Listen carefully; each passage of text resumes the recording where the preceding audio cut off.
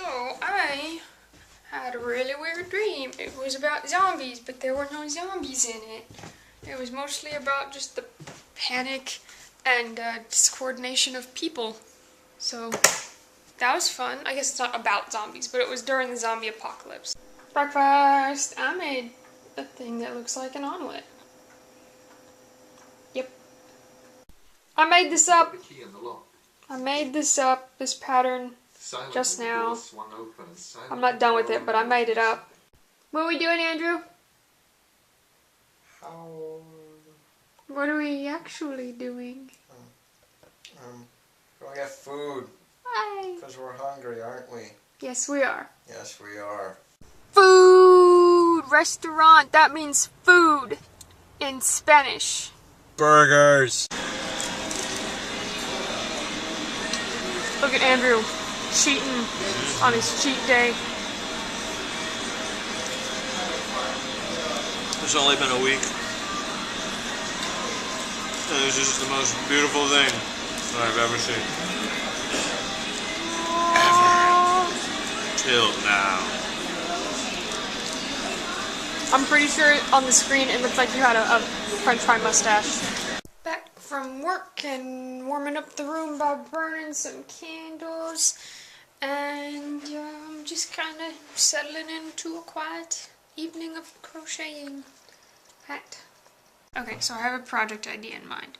So anyone can find, or knows where to find, tiny keys that are old-fashioned ones like this.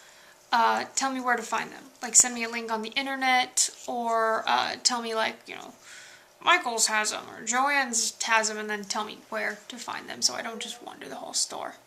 What? I love you! I finished one of the things that I kind of designed, that I made up the pattern for. And my hand is starting to hurt, so I think I'm done for today with crocheting. I just hiccuped and kind of burped, and now it feels like something's at the back of my throat. That's a disgusting sensation.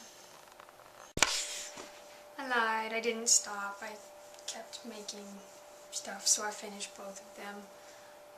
It's like almost 1 o'clock and I'm not sleepy. I haven't been sleeping well.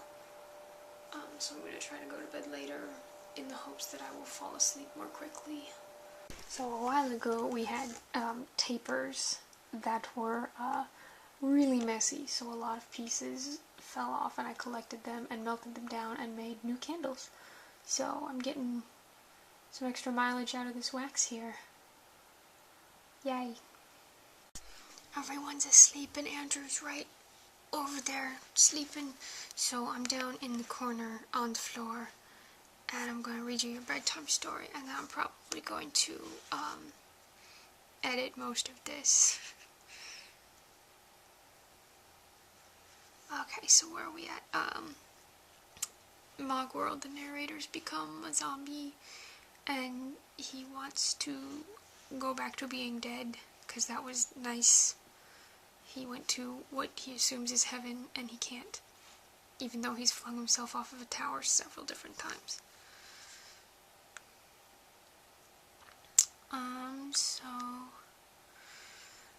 But I did wonder at the sheer number of adventurers trying to raid the fortress. More traveling mercenaries and bounty hunters passed through our dungeons every week than I had ever seen in my entire pre-undead life. We must have put the equivalent of 3 medium-sized villages through the rotating knives, and there never seemed to be any less of them around. There are a lot of people out there who seek to know my secrets, Deadgrave had said when I raised the issue one morning that, as he made his daily rounds. Apparently they feel that sending these poor fools to their deaths would be much less trouble than, say, paying me lots of money. Deadgrave had turned out to be an amazingly good employer. He had learned from the examples of too many necromancers and dark lords who had ruled their minions with whips and iron fists, and who had ended up friendless and dismembered the moment the chips went down.